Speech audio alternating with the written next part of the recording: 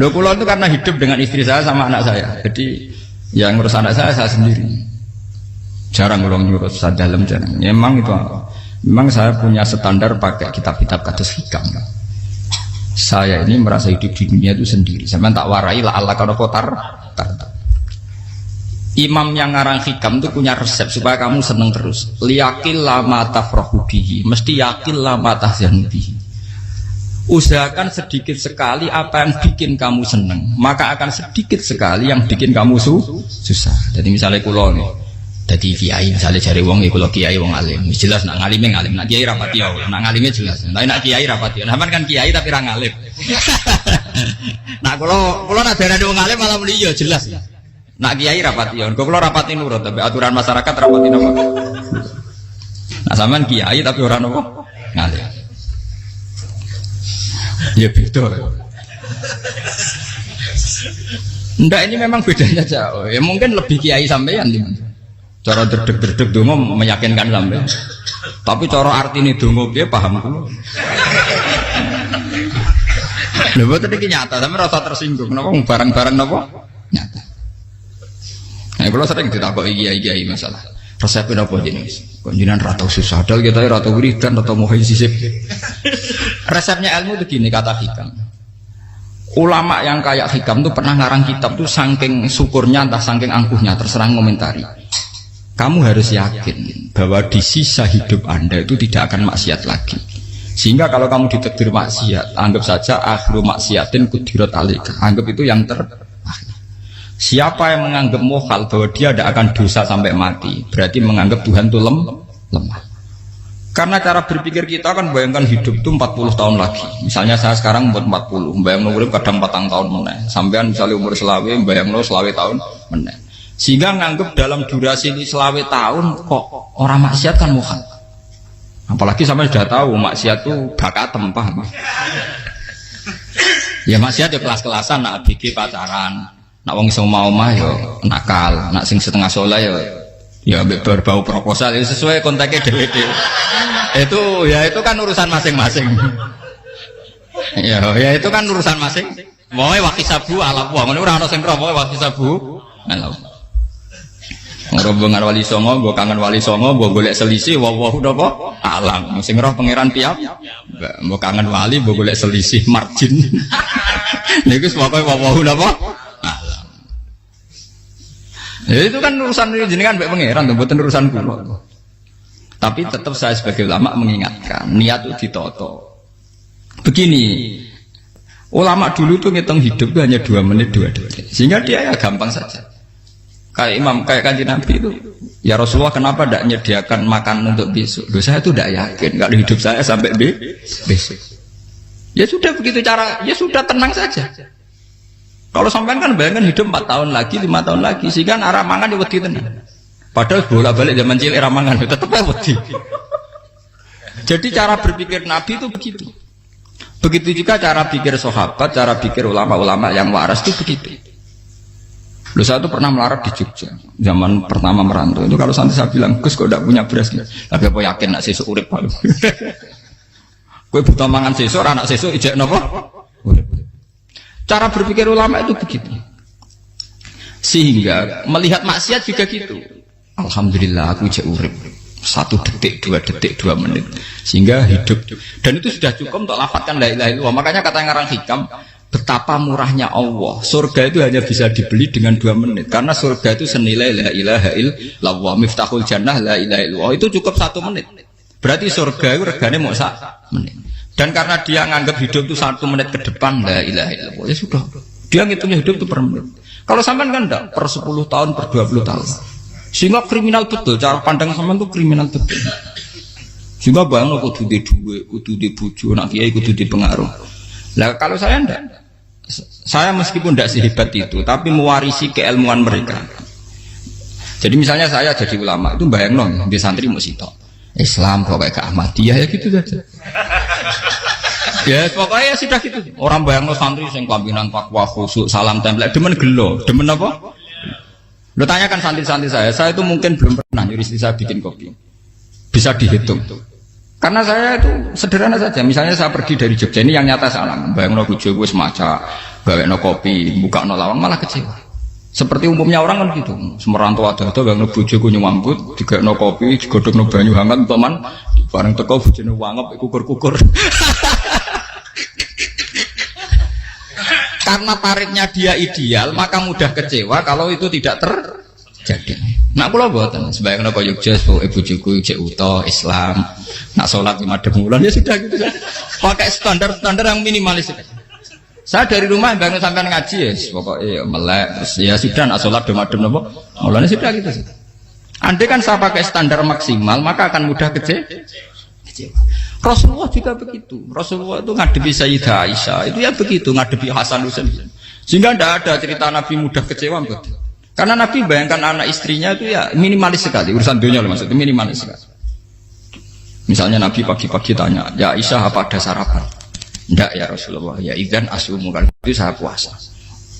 Kalau sampean usul-usul lah digekno kopi wong wedok opo? Itu kan repot. Muni-muni itibak sunnah Rasul tapi enggak pernah sampean mendekati sunnah napa? Rasul. Sehingga ya tenang saja Nabi. Saya tuh alhamdulillah bisa niru dalam gitu-gitu tuh bisa. Makanya ini kiai muda paling enjoy. Banyak kiai-kiai yang sepuh itu kalau urusan gitu konsultasi sama saya. Gus resep apa kae? Ini kula resep era dekarep. Juga saya tidak pernah bayangkan opo tanggaku seneng aku atau orang ngaji aku kecewa itu tidak pernah bayangkan. Sampai itu kan makhluk, tidak penting. Kecewa tidak kecewa itu tidak benar. Saya itu orang alim, ngerti ini warido kamat lubi, ora warido kum. Yang tak gulai ridane pengiran, ridane sing ngaji, ridane konsumen. Itu apa makhluk tidak penting. Itu harus dilatih. Harus apa? Sehingga orang tuh kalau biasa sholat, maksudnya biasa takluk be Allah, mesti la Allah katardo, mesti gampang puas. Karena dia iktifak ngalap cukup be Allah Subhanahu wa ta'ala. Saya sebagai manusia juga sering ditangisi istri. Misalnya saya sering ke Jogja sendirian. Nah ninggalan nopo, ninggalan ibu milih pengiran. Misalnya mati ninggalan ini paling aku mau ngapes nih suara. Paling uang nangis gue kegiatan. Bukan apa. Ingin saya bahwa konstitusi ulama itu masih iktimat Allah. Kalau kita kan enggak. Cara berpikir kita ngaji itu ideal sing ono podium, sing ngaji kelaminan takwa kabeh, ketunan kaji kabeh, diluk kabeh. Kita akan pakai standar-standar yang dengan asumsi kita. Padahal Nabi di zaman sugeng al iman hahuna wa yusiru ila qalbihi sadrihi salah. Iman itu urusan hati. Komitmen sampean be Allah Subhanahu wa taala. Nah ini resepnya. Makanya kata hikam liyakillah ma tafrahu bi. Mesti yakinlah ma tahzanu bi. Sedikitlah kamu gembira dengan satu hal, nanti akan sedikit kamu yang kecil. Artinya misalnya kados kula sebagai ulama seneng kula nu kok ijek iman, ya nggak kayak wong awam. Ya sudah gitu. Jadi misalnya suatu saat kula jatuh, yang ngaji saya gak semeneng jadi kupeding. Wong sing seneng kula bubar kabeh. Kula ora susah, miskola darah bener. Gus saiki jenengan ora sing seneng. Ya tenang saja. Sing ora seneng ya makhluk ora jelas. Dan status mereka tetap layaduru walayan. Ini harus dilatih. Sehingga Nabi itu ya meskipun beliau itu perang, sahabatnya meninggal, ya tenang saja. Nabi cara berpikir yang meninggal mereka mati syahid, yang masih hidup dianggap berpotensi melakukan kebaikan. Sama tak warai resep-resep dari Rasulullah SAW. Saya ini sebetulnya memaksa, menjelaskan ini maksa, karena saya inginnya jadi ulama yang kayak umumnya orang, tidak ideal amat. Tapi kan saya ditakdir ilmunya itu ideal, jadi terpaksa saya jelaskan. Tapi kalau perilaku saya tidak akan ideal. Soalnya ngawur, saake mari Ghafuri pengiran nganggur bolak-balik cerita. Ada seorang wali, karena dia wali itu doa di multazam, ya Allah saya ini minta satu hal. Karena dia wali maka tidak minta uang, tidak minta jabatan, minta engkau takdir saya tidak pernah maksiat. Itu kan bagus sekali, minta doa ditakdir gak maksiat kan ada. Dari pengiran malah Syafi'i. Fa'ena ada ukufur. Karena tahu maksiat malah sifat ghafurku tak ada kok endi. Gamane pangeran kan sifat ghafurku rak nganggur. Malah tidak ada orang selain Nabi kecuali ditakdir tahu maksiat dan sifat ghafure pangeran efektif. Paham apa? Lah nek sampean kan ghafure mbok nggo kabeh. Dadi karek sadidul iqab. Karena maksiate sampean sering. Jadi sifat ghafure wis berlaku aktif. Saya karek nunggu sifat sadidul iqab. Paham ya? Itu beda dengan wali-wali. Sifat sadidul iqab mau aktif, mereka tidak punya dosa. Malah pangeran bingung gak kok sifat ghafure. Apa apik tak dakoki ghafur ora tau dosa. Didakoki sadidili kok gak tau maksiat. Jadi pangeran malah sing bingung. Nak kowe ora tau maksiat ghafur kok tak dakoki. Kok ora tau maksiat wong iku ora tau apa? Didakoki sadidili kok gak mungkin atau maksiat. Lah pangeran ape dakok ghafur kan syaratnya dosa sik. Sampeyan kan walian. Ghafure wis dientekno. Keseringan kepake, paham ya? Karek nopo? Karek sadidili kok. Ya itu memang standar Tuhan. Semua Quran itu kalau nyeritakan gitu. Nabi ibadi anni anal ghafurur rahim. Kaulaku ceritani aku ghafurur rahim, tapi yo ceritani wa anna adabi wal adabul alim. Jadi Nabi ibadi anni anal ghafurur rahim wa anna adabi wal adabul alim. Kalau Nabi Ibrahim, Nabi Muhammad inna rabbaka lasari'ul iqab. Pangeran cepat nyiksane, tapi wa innahu laghafurur. Jadi dua sifat ini pasti aktif. Dan tentu ulama itu senang sifat ghafur itu ya meskipun aktif, tapi mereka tidak pernah ngambil fasilitas sifat apa? Kula baleni malih. Sehingga kayak Sayyidina Umar radhiyallahu anhu ketika beliau pertama jadi khalifah, ini cerita di kitab Hayati Sahabat. Pertama dia jadi khalifah, orang mengira dia akan ngomong hal-hal yang besar, visi besar tentang negara, visi besar tentang izzatil Islam wal muslim. Tapi ketika Umar pertama pidato begini, ayuhal muslimun ayuhan nas, ana, dari kata Sayyidina Umar, ana hulamun min bani Mahsub, akulu min kholati. Saya ini pemuda dari Bani Mahsub. Kecil saya bisa makan karena bulik-bulik saya punya kebun kurma yang kalau saya memanen diopahi beberapa biji dan itu menjadi kuti wahayati, menjadi saya bisa hidup. Terus wassalamualaikum warahmatullahi wabarakatuh. Orang itu penasaran semua. Orang jadi khalifah pertama dibenem jadi amirul mukminin, pidatonya ngenang masa kecilnya ra kelar mangan, kelare mangan mergo buruh bulike, paham ya? Ngondoh kurma terus dikai tamarotin, beberapa kurma sing dadekno iso. Dan itu saya pakai sampai ketemu Allah Subhanahu wa taala saya pakai. Misalnya sekarang saya mulya, misalnya kalau dibilang mulya ya ana sing nyucup, ana sing husnudzon, ana sing hormat ya macam-macam sawangane. Itu bodoh sekali kalau saya menikmati itu, bodoh sekali. Paling banter nikmati dicucup dihormati itu apa? Tapi kalau nikmatnya bisa makan saat itu tuh nyawa. SBY jadi presiden prestasi, Gus Dur jadi presiden prestasi, tapi umpama presiden tetap mangan. Prestasi tertinggi ada bisa makan selisat dirumki gojo-gonyo. Makanya Umar mengingatkan, sebetulnya nikmat tertinggi saya itu tidak saat saya jadi khalifah, saat itu kok aku iso mangan, cara gak aku mati. Paham ya? Jadi itu luar biasa. Kita ini kan menjadi angkuh karena ngitung nikmat itu yang besar-besar, punya prestasi, punya. Kalau saya enggak ngitung nikmat itu kelar mangan gak mati, kan gampang. Sehingga saya tidak mudah kecewa karena tarifnya minimalis, gak gampang apa? Jadi misalnya kalau kapan-kapan kok berhubung, Gus ini Tuhan rasanya jangan ngeten-ngeten. Oh makhluk itu ya gak apa-apa. Kalau di status kiai kan seakan-akan ngomongnya sakral, seakan-akan mandi. Tapi nak tak status, oh makhluk itu ngomong-ngomong ya sudah kan. Menjadi kan sudah distatuskan sebagai apa? Makhluk. Tentu makhluk statusnya la yadurru wala yanfa. Di sini ini penting. Orang-orang ahli tauhid tentu tidak punya kesusahan. Innalladzina qalu rabbuna wa tsummas taqamu. Itu mesti tidak ada kesusahan sama sekali. Misalnya ulama-ulama dulu mau mati, ya tenang saja. Mati kedua itu mati paling menantang ya, menyenangkan sekali. Karena mati yang seru itu mati zaman Al-Adam. Misalnya saya kelahiran tahun 70. Tahun 40-50 kan belum ada saya. Itu mati yang sejati karena Al-Adam. Kenapa? Al-Adam tidak ada. Mati yang nanti itu mati yang petualangan karena saya mati setelah menyaksikan kekuasaan Allah, setelah husnudzon sama Allah, sehingga mati yang menuruti kerinduan akan ketemu sang kekasih. Makanya Jalaluddin Ar-Rumi ketika mau meninggal dan orang-orang muridnya nangis, dia marah-marah. Hei murid-muridku, betapa bodohnya engkau. Saat kayak ini yang saya tunggu, saya sudah menyesal berusaha sampai Allah dat tak senang. Aku kecewa waktu makhluk-makhluk koyo kowe. Saiki wis wayahe aku goleki kholik zat sing tak senengi malah mbok tangi. Cek bodhone kuwe, saat-saat sing tenteni malah mbok tantang. Betapa aku lamanya menunggu kematian ini. Mergo hidup itu keterpisahanku mbek Allah, kemen ketemu kuwe jare. Malane Jalaluddin Rumilah yang mengistilahkan mati itu malam pengantin. Makanya fal'an awanus sirok minkum wa awan wisol habibi. Ini saat yang indah karena ketemu dengan berpisah dari makhluk-makhluk yang tidak penting menuju sama habibi kekasihku. Jadi yang misalkan mati itu malam penganten. Semenjak istilah itu populer sehingga di Jawa anak ngipi jadi nganten takwilane mati. Itu filosofi sufi, ya filosofi apa?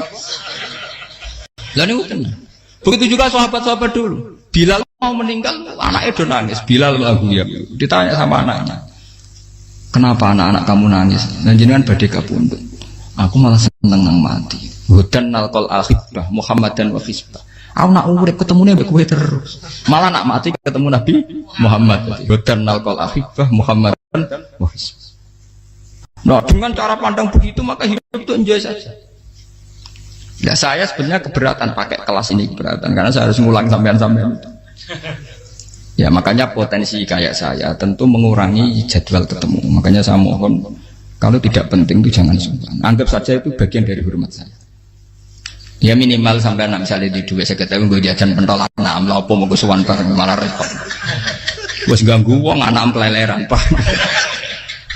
Nah misalnya sampai kepentak kok hukum, uang nak pinter, hukumnya takokan ya ringan, takok kiai tanggam paling bisa. Karena pertanyaan yang ringan tentu ya ringan-ringan saja kan. Gak perlu kiai kali ber.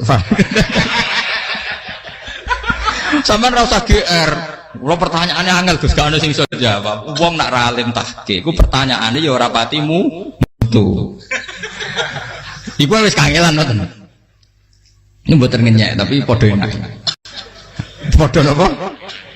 Makanya kalau latih. Jadi hikam sendiri itu ada manhaj, ada metode. Kalau orang supaya tardo, liyakillah ma tafrahubi, yakillah ma tahzanu. Anak saya itu kalau habis main pulang, itu saya senengnya pol. Istri saya pernah jangan. Gus, anak mulai senengnya dek piro-piro, anakku gemulai ning omahku. Misalnya terus piye. Saya terus anakku lo main mulai itu seneng. Piro-piro anakku mulai ning omahku. Dipanggil anak saya bapak itu senangnya tak boleh. Biro-biro ada yang manggil bapak. Jadi saya pakai standar minimalis sekali. Saya tidak pernah pakai tarif. Dia anak yang ideal dihormati orang. Sebenarnya anakku sujud nih pangeran, ngerti pentingnya mau tasbih. Makanya anak saya tak namakan tasbih semua. Itu ya sudah selesai. Saya tidak pernah bayangkan anak saya jadi kayak besar dihormati jemput. Mari gampang kecil. Ya, sekolah kan Sayyidina Umar. Saya pemuda dari Bani Mahzub. Yang kecilnya bisa makan karena buruh bulikku. Akal tuh tamarot itu. Wah itu saya baca tuh nangis betul. Betapa hebatnya Sayyidina Umar. Mengingatkan ulang bahwa nikmat tertinggi itu ya makan karena makan kaitannya nyawa. Orang jadi bupati enggak jadi bupati tetap makan. Jadi kalau ngantin saya tarifnya minimalis sekali. Oh, kalau orang sudah makan gitu lah Allah kata mudah sekali. Tapi kalau sampai tarifnya ideal harus di mobil kudu sangune akeh. Mosok gue mobil gak sangu akeh. Barang gue sangu akeh kudu gue penderek. Mosok kere lu juga kok tanpa penderek. Nang penderek maju. Mosok ora kena dikeloli jadi malah repot. Akhirnya gue wong ayu. Harus selingkuh dijari sing itu perkara meneh. Mau ruwet nuruti tahapan-tahapan duniawi makanya resep kalau ingin itu kon sholat, maksudnya sholat itu dihayati secara tauhid ya, dihayati secara tauhid. Misalnya inna sholati wa nusuki wa mahyaya wa mamati lillahi rabbil alamin. Itu akan pasti Allah kata pasti mudah melihat alam ini ridho. Ini satu sekelumit ya, di resep orang ulama yang saya meniru beberapa di kitab Hayati Sahabat, di kitab Hikam dan meniru terutama ini semuanya sanad dari Rasulullah Shallallahu Alaihi Wasallam. Makanya suatu saat Nabi itu kagum. Abdullah bin Mas'ud itu jalan dan dikawal oleh beberapa malaikat. Terus Nabi itu heran. Ya Abdullah, kenapa itu selalu mengawal kamu? Kata Abdullah bin Mas'ud, ya Rasulullah, inilah akhtu khutwatan, illa wa azunnu alla akhtu wa ukhra. Wa ma akatu luqmatan, illa wa azunnu alla alqamu ukhra. Saya itu tidak pernah melangkah, kecuali saya tidak pernah yakin apa betul saya bisa melangkah lagi. Jadi perlangkahnya itu dia iktimat Allah. Dan saya tidak pernah mengunyah satu kunyahan kecuali saya tidak yakin apa betul saya bisa mengunyah lagi. Setiap kunyahnya tetap semuanya berada Bismillah. Semua itu atas nama pertolongan atas Rasulullah. Orang kakak andekan saya ada nabi terakhir itu jadi nabi. Jadi kemana? Makanya dulu Nabi itu sering ngendikan, adekan orang-orang kayak gitu itu ada nubuah, tentu mereka punya derajat nopo nubuah. Jadi tidak jadi Nabi tapi punya derajat nopo nubuah. Lah orang yang cara berpikir gitu tentu tidak khawatir apa yang hilang dari dirinya, karena dia berkontrak dengan Tuhan hanya per menit per detik. Jika mempunyai resep al-mu'min yusiru sana Allah ayakuna li nafsi zakiron. Seorang mukmin yang sejati tentu kontaknya dengan Allah Subhanahu wa taala, dan dia tidak pernah ingat dirinya sendiri. Kayak sampean pas umat tapiil, Allahu akbar, Allah Maha besar, subhanak. Selalu ana wong ngrasani termasuk lali utange barang iku. Tapi yang jelas kan menjadi enjoy dengan dirinya sendiri. Paham ya? Menjadi enjoy dengan dirinya. Karena dia tidak sering punya kontrak dengan makhluk. Nah ini maksudnya Allah kamu. Janganlah Allah kata kamu pandang. Apa nak sholat terus kabul kajar. Apa nak sholat terus untuk duit ya ber. Karena cara pikir iso aja nak duit ya. Dan ini resep ya. Dan resep ini dari ulama-ulama yang istinad ila Rasulullah Shallallahu Alaihi Wasallam. Karena kalau Nabi itu memang cara pandang. Aisyah itu pernah ditanya. Ya Aisyah, saya ini ingin makan. Apa yang dari sahabat ini masih? Wah ya Rasulullah sudah habis karena tak kasihkan tetangga. Itu Nabi tidak marah-marah, malah bilang, kamu benar Aisyah. Biru yang kamu kasihkan tuh yang masih. Kau nak daging dipangan dewe kadang nuruti nafsu. Nak dikekno wong sudah kau nuruti perintah pengen. Jadi kanjeng Nabi beneran Aisyah. Dagingnya ijek. Mau kalau nanti yang malah ijek. Sing bogo sudah kau malah sing ijek. Cara berpikir Nabi itu begitu. Tapi tahu-tahu disederhanakan sunnah Nabi ya serbanan. Lah itu kan ya memang itu bagian dari sunnah Nabi, tapi sunnah seharga 10.000. Paham ya? Ya monggo mawon sampean sunnah Nabi serbanan gitu, tapi itu sunnah yang bisa dibeli dengan murah. Hakikatnya sunnah Nabi itu rata-rata bentuknya perilaku, napa? Sampeyan delok dawuh Aisyah tengene tiba berjanji, kana khuluquhul Qur'an wa shimatuhul ghufran yansahu lil insan wa yafsahu fil ihsan wa ya'fu 'anil dzambi idza kana fi haqqihi wasababi. Kana khuluquhul Qur'an, Nabi ku akhlak dasare wis kaya Quran plek. Urusane akhlak. Wa shimatuhul ghufran, ciri utama sifatnya Nabi gampang nyepuro. Yansahu lil insan. Dan Nabi punya niat baik pada seluruh manusia. Wa yafsahu fil ihsan, sering melakukan ihsan. Lah nek sunah Nabi ngoten kan luwih sering kula Quran ya wis hafal mulang. Wasimatu ghufran kula gampang nyepur sampean ngaji angop ya ora tau tamu. Yang sahulil insan kula bedina nate tiyang mulang. Wa yafsahu fil ihsan tak gampang. Kula mulang ora tau. Itu sakmene kudu podium kudu wong dilo ya ora. Pokoke anggere kiamat dia ya madhep mulon ya sudah. Loh itu kan dawuh Aisyah ketika ditanya kaifa kana khuluqu Rasulillah, dan itu semua dijawab oleh ahwal, oleh sebuah perilaku. Tidak ada Aisyah jawab nganggo atribut. Oh Nabi itu jubahan serbanan, tidak ada itu. Memang itu sunnah ya, satu itu sunat kan, jangan salah paham ya. Tapi itu sunnah yang tidak dijawab oleh Aisyah. Sunnah yang sampean jawab sendiri, paham? Aisyah yang istrinya Rasulullah ketika ditanya kaifa kana khuluqu Rasulillah, beliau jawab kana khuluquhul Qur'an wa simatuhul ghufran yansahu lil insan wa yafsahu fil ihsan. Semuanya akhwal wa ya'fu 'anil dzambi idza kana fi haqqihi wa sababi wa idza dia haqqu wa lam yakun li ahadi marra'ahu badihatan haba wa idza ta'ahul miskinu ajaba yaqulul haqqa walau kana murra wa la yutmiru lil muslimin hisau walau. Semuanya itu akhwal, satu perilaku sosial. Saya mengakui kalau serbanan sunat, ya saya ngakui. Tapi sunnah terus karena saya mewakili yang akhwal tadi, yang apa? Lah mungkin untuk sampeyan, monggo kalau untuk ngisi sunnah. Tapi mbok ya adil itu. Ini bukan kritik mboten nggih. Yang meyakini serban sunat kan sudah banyak dan itu bagus. Tapi cobalah juga meyakini ahwalu Rasulillah. Makanya mansana sunnatan itu rata-rata ulama maknani siapa yang ikut sunnahnya Nabi. Rata-rata ulama nafsir ahwalu Rasulillah wa af'alu. Perilaku sosial Rasulullah. Makanya terusannya wa idza ja'ahul miskinu ajabah. Kalau dipanggil orang miskin ya datang. Ya maksudnya ada harus orang miskin manggil pas resepsi kawin boten. Misalnya ana wong melarat kuwi di sepeda motor, wong melarat iki yo ngeteroni puskesmas ya mbok terno. Wong melarat loro yo nukono misale apa minyak kayu putih mbok tekani.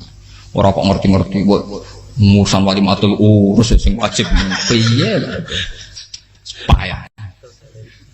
Lho lan Jauh miskin aja be ora ana hadise urusan walimatul Islam mboten. Kalau orang miskin manggil ya. Dalam riwayat hadis ya Nabi sering dipanggil orang miskin. Ya Rasulullah, mbok datang ke rumahku, ada apa? Terus ya Nabi, saya tuh ingin rumahku sing elek jenengan nanti salat teng mriku. Ya Nabi datang ya salat saja ya ora jangan. Fi ayyi makanin aradta an tusalli fi. Kamu di tempat mana kamu seneng salat teng mriki ya Rasulullah. Ya Nabi salat. Sing ngundang ya waras pisan. Kenangan mek Nabi kok mae dienggo salat Nabi. Ampean tahu tanggung kiai kon salat. Kon promosekno anakmu iku paham. Kiai dongakno ke kersane ketampi PNS waduh. Padahal kiai ini dhewe anake ra PNS. Kalau dulu kan sahabat ngundang Nabi itu ya gitu. Ya Rasulullah, saya itu ingin sekali engkau sholat di rumahku. Fa'takhidahu musallan. Kemudian tempat yang pernah engkau sholati mau tak pakai musola pribadi. Makanya masjid kiblat itu rumahnya sahabat. Karena dulu Nabi pernah sholat di satu tempat. Adalah ono perintah tahlilul kiblat itu di rumahnya sahabat. Itu sahabat dulu itu kalau ngaturin Nabi itu kenanya ingin Nabi pernah sholat di situ. Nah, ilmu ngeten ini muntah. Ya untungnya enten kula. Dadi ono sing eling-eling ya, Bang. Teman-teman kudu syukur ya. Artinya syukur ya. Orang kayak saya itu tidak usah sampean dikte-dikte ngikuti hukum adat. Kalau ngoten sampean gelo mergo kula ora iso teko, kula ya gelo perkarane ulama kok mbok atur. Makanya saya sering guyon cerita saya itu kalau di pasar Pandangan dulu tuh anyaran boyong sering di pasar ditanya sama Gus wong alim kok di pasar. Piye? Aneh tuh. Ya aneh kuwi. Aneh piye? Bodohnya wong alim. Kadang masyarakat tuh tidak sadar keanehan dirinya sendiri. Mereka enak saja merasa kalau orang alim ke pasar itu aneh. Mereka tidak sadar orang bodohnya wong alim ya aneh. Enak saja mereka mikir sepi. Faham ini supaya sampean la'allakan apa tar. Makanya untuk Rasulullah, Nabi itu sering ngendikan ana tamu hormati. Tapi etika mertamu di Rasulullah itu walakin idza du'aitum. Mertamu Nabi itu nunggu ditimbali. Walakin idza du'itum du'iya mabni majhul. Ketika kamu ditimbali jadi ya ayyuhalladzina amanu la tadkhulu buyutan nabiyyi illa ayyudzana lakum. Jadi untuk sowan Nabi itu nunggu dipang ya, meskipun sahabat tuh rindu Nabi tidak berani sowan ke dalamnya Nabi. Kalau ingin ketemu Nabi dibarengno pas sholat jamaah karena Nabi pasti keluar di mas. Andai kan Nabi nerima tamu di rumah, ya ora sido dadi Nabi. Amen nampa tamu.